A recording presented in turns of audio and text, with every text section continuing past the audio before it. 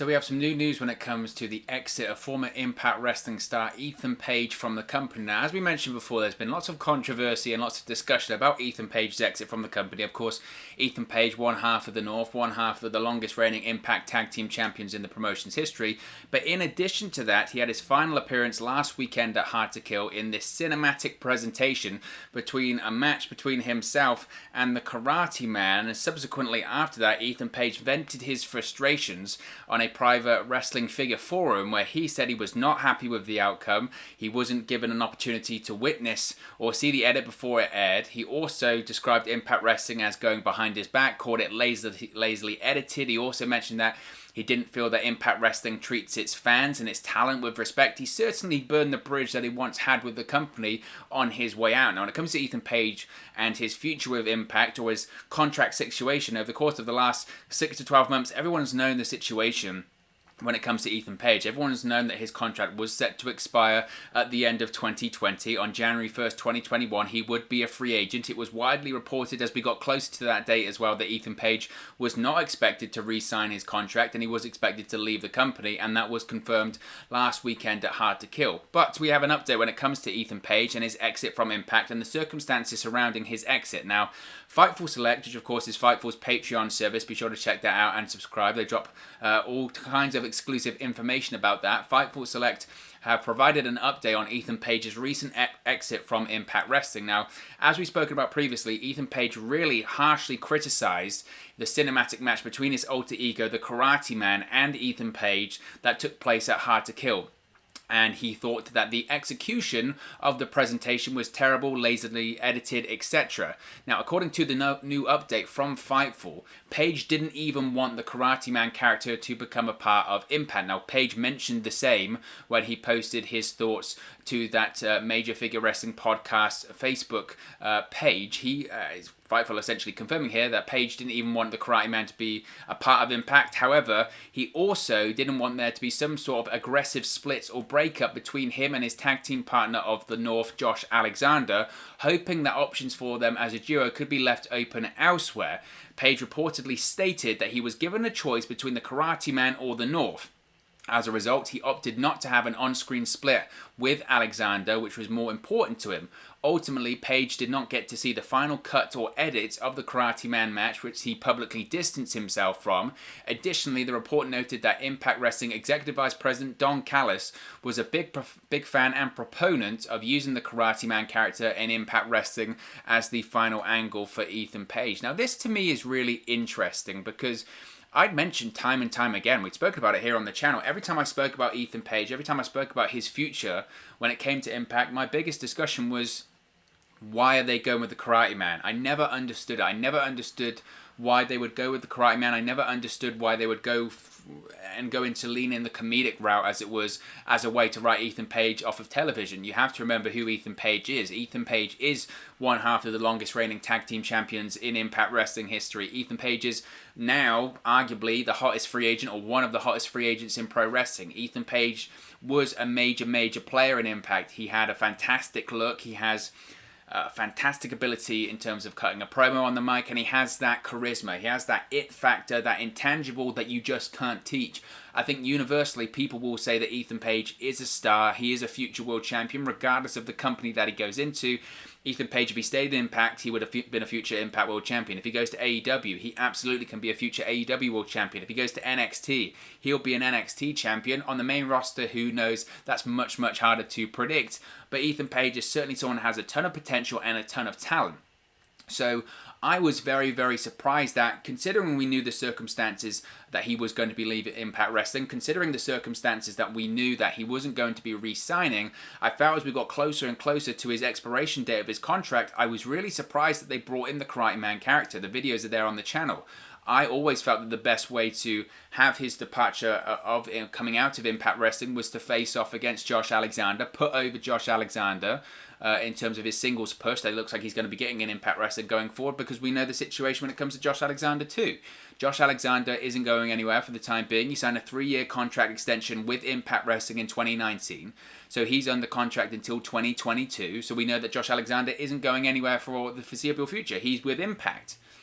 So I always felt that the best way to do it was to have the North break up, have Ethan Page do the time-honored tradition, put over his best friend, and set his best friend in the best position possible for a singles push in Impact Wrestling going forward. Because just in the same way that I felt that Ethan Page could be an Impact World Champion, I also think that Josh Alexander can be an Impact World Champion. He's got a great look, he's got a legitimate wrestling background, he's got a great story, he's improving, I would say, in terms of his charisma and on the microphone, but I think in terms of in-ring potential, he's up there with being one of the better wrestlers in the company right now. So I always felt that the best thing to do was to split up the North, have Ethan Page put him over, make Josh Alexander look like $1 million, and then Josh Alexander can move on to the main event scene or possibly become an Impact World Champion in the future. That to me was the obvious scenario. Now, this report from Fightful Select is basically saying that's what Impact wanted to do. Impact wanted to do either, breaking up the North, have an aggressive split, have a long program or at least a feud, have a blowout, have Josh Alexander be put over by Ethan Page leaves, and then Josh Alexander is set up. But Ethan Page didn't want to do that. Ethan Page didn't want to have an aggressive split of the North because he wanted to have them set up for the future in possibly another company, wherever he lands, I would suspect. So he was given the option, okay, if you don't want to do that, we're going to bring the Karate Man back. Don Callis likes the Karate Man. And then ultimately we got what we got. We got the weird Karate Man segments that they did. They're obviously trying to play off of his YouTube and social media fame when it comes to Ethan Page and the Karate Man. They wanted to play off that. And then we got what we got at Hard to Kill. And now I mentioned this when we spoke about Hard to Kill before, specifically the Ethan Page Karate Man match. I thought it was terrible too. I agree with Ethan Page. I thought the footage was really bad. I thought the quality was staggeringly low for Impact Wrestling, and I think their production quality is way, way higher than that, which was surprising how low the quality was when it comes to the Karate Man versus Ethan Page match. I thought they tried to go for comedy. It didn't work. I felt that the green screen element they did looked terrible. I mean, in some cases, Ethan Page had this green sort of hue surrounding him, obviously by the green screen, and it just didn't work. And I agreed with Ethan Page. I thought it was, really poorly and lazily edited. It felt like just a high school project gone bad, and it just didn't work. And watching it, I'm a huge fan of Ethan Page. I didn't like it. I thought it was really badly done. So I agreed with him. I agreed with him in the sense that I thought it was badly done and I thought it was badly executed. My response to that would be, though, I always felt that they shouldn't have even gone with the Karate Man Ethan Page storyline in the first place. I always felt that they should have just done the North breakup. And I'm not sure if I totally agree with Ethan Page's perception of not wanting to do the split up of the North. For me, and this is just my opinion on this, I always felt that it doesn't matter. It doesn't matter if in Impact Wrestling, the North split up, they have a feud and they move on. If they then reunite in 2-3 years' time in AEW or WWE, no one's going to go, but they split up in Impact Wrestling. I thought they hated each other. Everyone knows pro wrestling. Everyone knows it's a work. Everyone knows the situation when it comes to Ethan Page. Everyone knows the contractual situation when it comes to both members of the North. Everyone knows that their contracts don't expire at the same time. Everyone knows that Ethan Page is leaving. Just because they did a breakup in Impact Wrestling, that doesn't affect anything that would happen in the future if the North were to reunite, say, in AEW. That wouldn't make it any less legitimate. You wouldn't have a feud between the Young Bucks and the North and you go, well, wait a minute, the last time we saw the North, they hated each other. You could just make it a line in a promo and move on. Because ultimately, people at this point in 2021, they understand the inner workings of the business. For better or for worse, the majority of kayfabe died a long time ago. So the idea that Ethan Page didn't want to do an aggressive split between the North, just to me seems very odd. It seems very odd because for me, it's the best thing for Josh Alexander. And I know Josh Alexander is his best friend. I know he's his brother. He's a close bond. But I think in reality, if I was Josh Alexander, I would want to do the split because I know that my friend, my tag team partner, Ethan Page is leaving. And if he's leaving, look, I want to set myself up in the best way possible. And if I'm Ethan Page, I would think the same thing. I would think, look, I know I'm leaving. We've been a tag team for a long period of time. We've had great success as a tag team. 2 tag team title reigns, the longest reigning Impact tag team champions in the company history. I know that I'm leaving. I know that he's not. So what do I want to do? I want to set him up in the best way possible. I want to leave knowing that Josh Alexander is set up to be a possible Impact World Champion. I want to leave knowing that I've pushed my best friend straight into the main event. I've got him over as a big character, whether it's a babyface or a heel. I've given him all of this momentum and I've set him up in the best way possible. And I feel like now the Karate Man Ethan Page match, presentation, whatever you want to call it, didn't really serve any purpose because it didn't make Ethan Page look great, and he's annoyed about it. I don't think it made Impact Wrestling look great because it was a poor presentation. It was lazily put together. It was a poor production, and Josh Alexander's been off doing his thing when it comes to Brian Myers. Now he's teaming up with Matt Cardona to face off against Ace Dawson and Madman Fulton, which is going to be good, and I think he's that's doing well for him, and I think that has set him up nicely, but I just think it could have been done better. It all could have been done better, and it's all come across as very messy. It's all come across as very messy, and I'm not sure that this, frankly, was the best way to do it. I do think there were better ways to do it, and I think there were better ways to execute it. Namely, I think they should have done the split between Ethan Page and the North and Josh Alexander. That, to me, makes the most sense. And now, when it comes to Don Callis reportedly being a big fan or proponent of using the Karate Man character in Impact Wrestling, I understand his rationale there. I understand his rationale in the sense that, look, the Karate Man character, when it comes to social media and it comes to Ethan Page's YouTube, was an over character. I just think it was way too niche to be put on television, if that makes sense. I think it was over for social media.